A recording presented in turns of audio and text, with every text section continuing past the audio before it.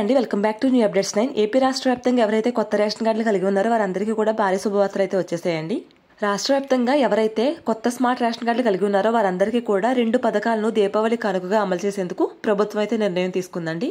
మరి ఎవరైతే ఇప్పటికే కొత్త స్మార్ట్ రేషన్ కార్డులు కలిగి ఉన్నారో వారందరికీ కూడా దీపావళి పండుగ కానుకగా 2 పథకాల ద్వారా మీ యొక్క ఖాతాల్లోకి అయితే డబ్బులు జమ చేయబోతున్నారండి. మరి దీనికి సంబంధించినటువంటి పూర్తి ఇన్ఫర్మేషన్ డీటెయిల్గా ఈ వీడియో ద్వారా మీకు అందరికీ తెలియజేస్తానండి. వీడియోని ఎక్కడా కూడా స్కిప్ చేయకుండా మొదటి నుంచి చివరి వరకు క్లియర్గా చూడండి. అదేవిధంగా వీడియోని అయితే లైక్ చేయండి, ఖచ్చితంగా 10 మందికి అయితే ఉపయోగపడుతుంది. ఇక వీడియోని మీ ఫ్రెండ్స్ అండ్ ఫ్యామిలీకి ఫేస్బుక్ మరియు వాట్సాప్ ద్వారా షేర్ చేయండి. ఇక వీడియోలో ఉన్నటువంటి ఇన్ఫర్మేషన్ చూసుకున్నట్లయితే కనుక ఏపీ రాష్ట్ర వ్యాప్తంగా కొత్త రేషన్ దారులకు అందరికీ కూడా 2 శుభవార్తలు అయితే తీసుకొచ్చారు ముఖ్యమంత్రి నారా చంద్రబాబు నాయుడు గారు. దీపావళి పండుగ కానుకగా రాష్ట్ర వ్యాప్తంగా ఉన్న ప్రజలందరికీ కూడా మేలు చేసే విధంగా 2 అతి ముఖ్యమైన పథకాలను అమలు చేస్తున్నట్లు ముఖ్యమంత్రి నారా చంద్రబాబు నాయుడు గారు కీలక ఆదేశాలు అయితే ఇవ్వడం జరిగిందండి. ఇప్పటికే రాష్ట్ర వ్యాప్తంగా సూపర్ 6 పథకాలను అమలు చేస్తూ అందులో ముఖ్యంగా మహిళల సంక్షేమానికి పెద్దపీట వేస్తూ ప్రభుత్వం అయితే ముందుకు వెళ్తుందండి. ఈ నేపథ్యంలో రాష్ట్ర వ్యాప్తంగా కొత్త స్మార్ట్ రేషన్ కార్డు కలిగినటువంటి మహిళలందరికీ కూడా ఒక్కొక్కరికి 13,000 చొప్పున, అదేవిధంగా మరొక పథకం ద్వారా ఒక్కొక్కరికి 18,000 రూపాయల చొప్పున మహిళలకు పంపిణీ చేయాలని చెప్పేసి ప్రభుత్వం అయితే నిర్ణయం తీసుకుందనమాట. ఈ డబ్బులు అనేవి దీపావళి పండుగ కానుకగా మహిళల ఖాతాల్లోకి అయితే జమ చేస్తున్నారండి. మరి రాష్ట్ర వ్యాప్తంగా ఎటువంటి అర్హతలు కలిగినటువంటి మహిళలకు ఈ 2 పథకాల ద్వారా డబ్బులు అనేవి తమ ఖాతాలో జమ చేస్తారనే పూర్తి విషయాన్ని ఈ వీడియో ద్వారా మీకు తెలియజేస్తానండి. ఇప్పటికే రాష్ట్ర వ్యాప్తంగా కొత్త స్మార్ట్ రేషన్ కార్డులు అయితే అందరికీ పంపిణీ చేసిందండి కూటమి ప్రభుత్వం. అంటే ఎవరికైతే పాత రేషన్ కార్డులు ఉన్నాయో వారన్నింటినీ కూడా స్మార్ట్ రేషన్ కార్డులుగా మార్చి వాటిని అయితే పంపిణీ చేయడం జరిగిందండి.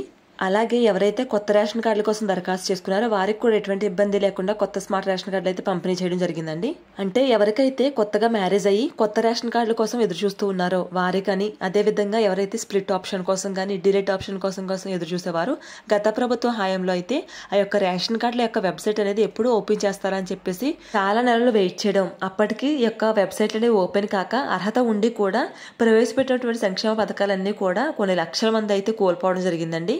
కానీ ప్రస్తుత కూటమి ప్రభుత్వం యొక్క రేషన్ కార్డులు అనేవి ఎప్పుడైనా దరఖాస్తు చేసుకోవచ్చు అనే విధంగా దరఖాస్తు చేసుకున్న 20 రోజుల్లోపు మనకి కొత్త స్మార్ట్ రేషన్ కార్డులు పంపిణీ చేసే విధంగా అయితే పాలన అయితే తీసుకురావడం జరిగిందండి. ఇక ఎవరైతే ఇప్పటికే కొత్త స్మార్ట్ రేషన్ కార్డులను పొంది ఉండి అదేవిధంగా ఆ యొక్క స్మార్ట్ రేషన్ కార్డులో ఏదైనా వివరాలు అనేవి తప్పుగా ఉన్నట్లయితే కనుక ఆ యొక్క వివరాలన్నీ కూడా సరి చేసుకునేందుకు ఈ అక్టోబర్ 31వ తారీఖు వరకు కూడా మనకి సమయం అయితే ఇవ్వడం జరిగిందండి. ఈ నెల 31వ తారీఖు లోపు ఎవరైతే ఈ యొక్క రేషన్ కార్డులో వివరాలు అనేవి తప్పుగా ఉన్నాయో, డేట్ ఆఫ్ బర్త్ కానీ, గ్రామం పేరు కానీ, ఇంటి పేరు కానీ ఇవాళ ఏవైనా తప్పులు ఉంటాయి కనుక ఖచ్చితంగా ఈ నెల 31వ తారీఖు లోపు ఎవరైతే మార్చుకుంటున్నారో వారందరూ కూడా ఫ్రీగా అయితే ఈ యొక్క చేంజెస్ అని చేయించుకోవచ్చండి. అదేవిధంగా ఎవరైతే ఈ నెలాఖరు తర్వాత 31వ తారీఖు తర్వాత చేయించుకోవాలనుకుంటే నామమాత్ర రుసుము అయితే కట్టాల్సి ఉంటుందండి.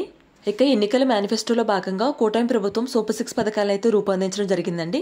ఇక ఇప్పటికే సూపర్ 6 సూపర్ హిట్ అనే విధంగా ప్రతి పథకాన్ని కూడా ఎంతో ప్రతిష్టాత్మకంగా అమలు చేసుకుంటూ వస్తున్నారండి ముఖ్యమంత్రి నారా చంద్రబాబు నాయుడు గారు. ఇక సూపర్ 6లో ఉన్న పథకాలనే కాకుండా మహిళల సంక్షేమం కోసం మరెన్నో పథకాలను అయితే రూపొందించడం జరిగిందండి. అటు డ్వాక్రా మహిళలకు కానీ, ఇటు పేద మధ్యతరగతి కుటుంబాలకు చెందినటువంటి మహిళలకు కానీ ఎంతో ప్రతిష్టాత్మకంగా పథకాలను అమలు చేసుకుంటూ ముందడుగులు అయితే వేస్తుందండి. ఇక ఈ సూపర్ 6 పథకాల్లో ప్రతి పథకం కూడా సూపర్ హిట్ అని చెప్పుకోవచ్చండి. ముందుగా తల్లికి వందన పథకం అండి. తల్లికి వందన పథకం పేరిట కుటుంబంలో ఎంతమంది విద్యార్థులు అర్హత ఉంటే ప్రతి విద్యార్థికి కూడా ఒక్కొక్కరికి 13,000 రూపాయలు చొప్పున అయితే జమ చేయడం జరిగిందండి. తర్వాత అన్నదాత సుఖీభవ, అదేవిధంగా ఆగస్టు 15వ తారీఖున స్వాతంత్ర దినోత్సవం సందర్భంగా మహిళలకు శ్రీశక్తి పథకం పేరిట మహిళలకు ఉచిత బస్సు ప్రయాణం అయితే కల్పించడం జరిగిందండి. దాని తర్వాత వాహనమిత్ర పథకం కూడా అయితే మనకు ప్రారంభించడం జరిగింది. అదేవిధంగా మహిళల కోసం ఉచిత గ్యాస్ సిలిండర్లు కూడా ప్రవేశపెట్టడం అయితే జరిగిందండి. ఇక కూటమి ప్రభుత్వం విజయం అనంతరం మొట్టమొదటి సంతకంగా మెగా డిఎస్సీ అయితే నిర్వహిస్తామని చెప్పడం అయితే జరిగిందని చెప్పినట్టుగానే మెగా డిఎస్సీ అయితే 16,500 పోస్టులకు పైగానే ఈ యొక్క మెగా డిఎస్సీ అయితే నిర్వహించడం కూడా జరిగింది.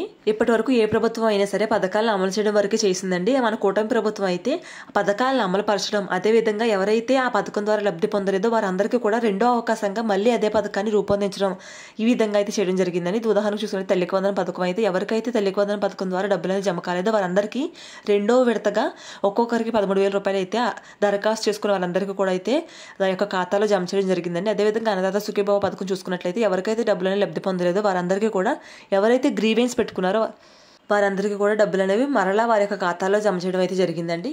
ఈ విధంగా ప్రజలకు ఏదైనా ఇబ్బంది కలిగితే వెంటనే దానికి ప్రభుత్వం అయితే రెస్పాండ్ అయ్యి పాలన అయితే చేసే విధంగా కూటమి ప్రభుత్వం పాలన అయితే ఉందండి.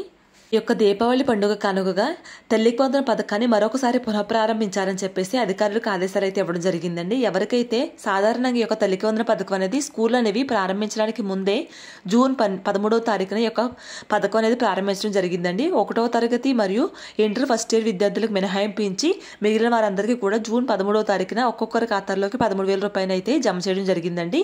దాని తర్వాత ఎవరైతే 1వ తరగతి చదువుతున్నారో అదేవిధంగా ఇంటర్ ఫస్ట్ ఇయర్లో జాయిన్ అయ్యారో వారందరి యొక్క అటెండెన్స్ లిస్ట్ ప్రకారం వారి ఖాతాల్లో కూడా ఒక్కొక్కరికి 13,000 రూపాయలు అయితే జమ చేయడం జరిగిందండి. ఇక ఆ సమయంలో ఎవరైతే తల్లి సమక్షంలో కాకుండా గార్డియన్స్ సమక్షంలో ఉంటారో విద్యార్థులు వారి ఖాతాలో అయితే డబ్బులు అనేవి తల్లికి వందనం పథకం ద్వారా జమ కాలేదండి. ఇక ఇప్పుడు ఈ తల్లికి వందనం పథకాన్ని మళ్ళీ పునఃప్రారంభించి ఆ యొక్క గార్డియన్స్ యొక్క ఖాతాలోకి కూడా ఈ యొక్క 13,000 రూపాయలు జమ చేసే విధంగా ఈ యొక్క పథకాన్ని ఈ నెలలో ప్రారంభిస్తున్నారండి. దీంతో పాటుగా అతి ముఖ్యమైన మరో పథకము ఆడబిడ్డ నిధి పథకం అండి. రాష్ట్ర వ్యాప్తంగా 18 సంవత్సరాలు పైబడి 59 సంవత్సరాల మధ్య వయసు కలిగిన ప్రతి మహిళలకు కూడా నెలకు 1,500 రూపాయలు చొప్పున సంవత్సరానికి 18,000 రూపాయలు ఇచ్చినటువంటి పథకం ఈ ఆడబిడ్డ నిధి పథకం అండి. రాష్ట్ర వ్యాప్తంగా ఉన్న మహిళలందరూ కూడా ఎప్పుడెప్పుడు అమలు చేస్తారని చెప్పేసి ఎదురు చూసినటువంటి ఆడబిడ్డ నిధి పథకాన్ని ఈ దీపావళి పండుగ కానుకగా ప్రతి మహిళల ఖాతాల్లోకి 1,500 రూపాయలు చొప్పున జమ చేయాలని చెప్పేసి తాజాగా ముగిసినటువంటి మంత్రివర్గ సమావేశంలో ముఖ్యమంత్రి నారా చంద్రబాబు నాయుడు గారు అధికారులకు అయితే ఆదేశాలు అయితే ఇవ్వడం జరిగిందండి. ఎట్టి పరిస్థితుల్లోనూ ఈ దీపావళి పండుగ కానుకగా మహిళలకు ఈ ఆడబిడ్డ నిధి పథకాన్ని ప్రారంభించాలని చెప్పేసి ఈ పథకానికి సంబంధించి అర్హుల లిస్టును అయితే ప్రారంభించాలని చెప్పేసి ముఖ్యమంత్రి నారా చంద్రబాబు నాయుడు గారు అధికారులకు కీలక ప్రకటన అయితే చేయడం జరిగిందండి. అంటే ఈ పథకానికి ఇప్పటికీ ఎవరైతే స్మార్ట్ రేషన్ కార్డులు కలిగి ఉన్నారో వారి యొక్క డేటా ప్రకారం గవర్నమెంట్ దగ్గర ఉన్న డేటా ప్రకారం ఈ యొక్క అర్హుల లిస్ట్ అయితే తయారు చేయడం జరుగుతుందండి. ఒక్క రేషన్ కార్డుతో మాత్రమే కాకుండా మనకి ఇప్పటికీ జరిగినటువంటి P4 సర్వే అదేవిధంగా హౌస్ హోల్డింగ్ మ్యాపింగ్ ఈ మూడిట్ల ప్రకారం మనకి ఆ యొక్క ఆడబిడ్డ నిధి పథకానికి అర్హుల లిస్ట్ అయితే తయారు చేయడం జరుగుతుందండి. ఎవరైతే ఇప్పటికే స్మార్ట్ రేషన్ కార్డులు అనేవి కలిగి ఉంటారో దాంతో పాటుగా ఎవరికైతే P4 సర్వే అనేది నిర్వహించి ఉంటారో దాంతో పాటుగా ఎవరైతే ఇప్పటికే మీ యొక్క గ్రామవార్డు సచివాలయం ద్వారా యొక్క హౌస్ హోల్డింగ్ మ్యాపింగ్ అనేది చేయించుకుని ఉంటారో దీన్ని బట్టి అదేవిధంగా మనకి జియో ట్యాపింగ్ అనేది కూడా చేయడం జరిగిందండి. ఈ యొక్క దీన్ని బట్టి మీ యొక్క డేటా అనేది మీ యొక్క గ్రామ వార్డు సచివాలయంలో అయితే ఉంటుందండి. మనకి గవర్నమెంట్ అయితే ప్రతి గ్రామ వార్డు సచివాలయం నుంచి ఎవరైతే 18 సంవత్సరాలు పైబడి 59 సంవత్సరాల మధ్య వయసు కలిగినటువంటి వారు ఉంటారో అదేవిధంగా ఎవరైతే వీరిలో 10,000 రూపాయల కంటే ఎక్కువ పెన్షన్ తీసుకోకుండా ఉంటారో వారిని మాత్రమే ఈ యొక్క పథకానికి అర్హులుగా గుర్తించి అర్హుల లిస్ట్ అయితే చేయడం జరుగుతుందండి. ముందుగా ఈ ఆడబిడ్డ నిధి పథకానికి సంబంధించి అర్హుల లిస్టులో మీ పేరు అనేది ఉండాలంటే మీకు ఎటువంటి అర్హతలు ఉండాలనే విషయాన్ని చూసుకుందామండి. ఎవరైతే కుటుంబంలో ప్రభుత్వ ఉద్యోగి అనేది ఉంటారో వారికి పథకం అనేది వర్తించదండి. అదేవిధంగా ఎవరి కుటుంబంలో అయితే ఇన్కమ్ ట్యాక్స్ పే చేస్తారో వారికి కూడా ఈ పథకం అనేది వర్తించదు. అదేవిధంగా మనం ముందుగా చెప్పుకున్నట్లయితే ఎవరైతే 10,000 రూపాయల కంటే ఎక్కువ పెన్షన్ ఎన్టీఆర్ భరోసా పెన్షన్ కాకుండా ఈ యొక్క రిటైర్మెంట్ పెన్షన్ అటువంటి పెన్షన్లు ఎవరైనా తీసుకున్నట్టు ఉంటారో వారికి కూడా ఈ పథకం అనేది వర్తించదండి. ఇక మీ యొక్క స్థిరాస్తులు అనేవి పట్టణ ప్రాంతాల్లో చూసుకున్నట్లయితే కనుక 1000 చదరపు అడుగుల కంటే తక్కువగాను గ్రామీణ ప్రాంతాల్లో అయితే 1,500 చదరపు అడుగుల కంటే తక్కువ భూమి అనేది మీ పేరు మీద కలిగి ఉండాలి. అదేవిధంగా మీ పేరు మీద 4-వీలర్ కారు కానీ ఉన్నట్లయితే ఈ పథకం అనేది మీకు వర్తించదు. అంతేకాకుండా మీ పేరు మీద 4-వీలర్ ఉన్నట్టు మీకు రేషన్ కార్డు కూడా అనేది ఉండదండి.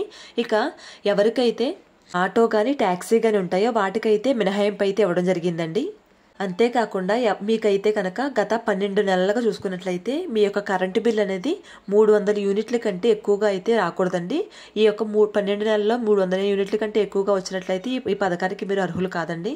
ఈ పథకం ద్వారా మీరు లబ్ధి పొందాలంటే ఖచ్చితంగా ఈ యొక్క రేషన్ కార్డులో మీ పేరు అనేది నమోదై ఉండాలి. రేషన్ కార్డుతో పాటుగా మన రాష్ట్ర వ్యాప్తంగా ఏ ప్రాంతంలో అయినా సరే మీ యొక్క హౌస్ హోల్డింగ్ మ్యాపింగ్ లో మీరు అనేది ఖచ్చితంగా నమోదై ఉండాలి.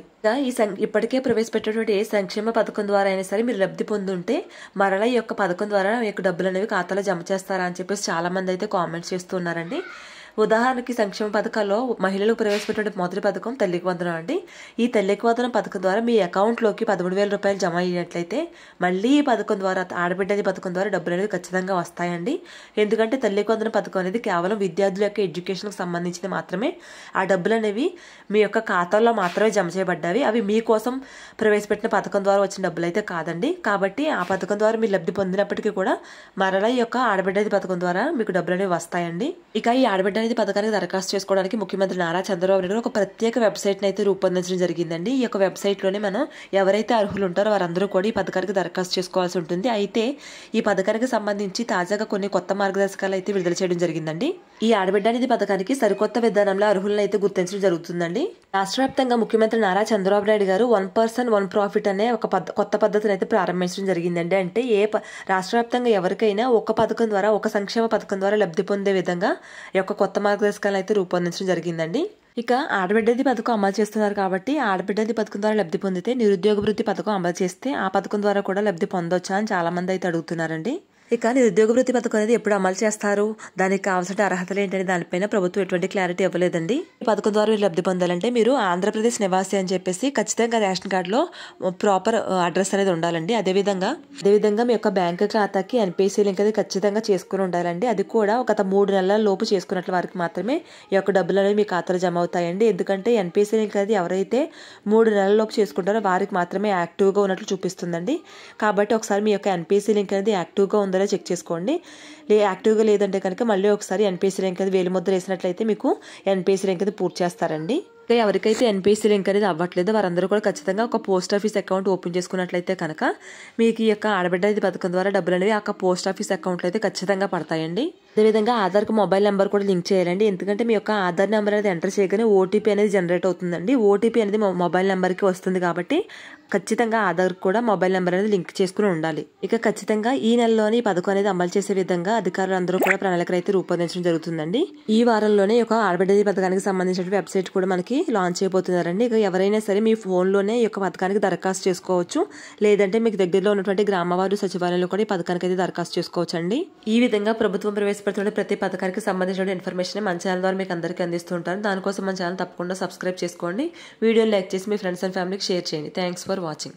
ఇక ఈ ఆడబిడ్డ పథకం కోసం మనకి ప్రభుత్వం అయితే 3,300 కోట్ల బడ్జెట్ అయితే కూడా ప్రవేశపెట్టడం జరిగిందండి. కాబట్టి ఈ నెలలోనే దీపావళి పండుగ కానుకగా రాష్ట్ర వ్యాప్తంగా ఉన్న మహిళలందరికీ కూడా 2 పథకాల ద్వారా, తల్లికి వందనం పథకం ద్వారా, అదేవిధంగా ఆడబిడ్డ పథకం ద్వారా మీ యొక్క ఖాతాల్లో అయితే డబ్బులు అయితే జమ చేయబోతున్నారండి. ఇక ఈ పథకానికి దరఖాస్తు చేసుకునేందుకు మీ యొక్క వయసు నిర్ధారణ పత్రం, మీ యొక్క రేషన్ కార్డు, అదేవిధంగా క్యాష్ టు ఇన్కమ్ సర్టిఫికేట్ అయితే ఖచ్చితంగా కావాల్సి ఉంటుందండి. ఈ విధంగా ప్రభుత్వం అమలు చేస్తున్నటువంటి ప్రతి పథకానికి సంబంధించిన ఇన్ఫర్మేషన్ ని ఎప్పటికప్పుడు అందరికంటే ముందుగానే మన ఛానల్ ద్వారా మీ అందరికీ అందిస్తూ ఉంటానండి. దీనికోసం మన ఛానల్ తప్పకుండా సబ్స్క్రైబ్ చేసుకోండి. అదేవిధంగా వీడియోని చిన్న లైక్ చేయడం ద్వారా వీడియో అనేది మరికొంతమందికి రీచ్ అయ్యి వారు కూడా తెలుసుకునే అవకాశం అయితే ఉంటుందండి. అదేవిధంగా మన ఛానల్ ఎవరైనా మొదటిసారిగా చూస్తున్నట్లయితే తప్పకుండా మన ఛానల్ సబ్స్క్రైబ్ చేసుకోండి. Thanks for watching.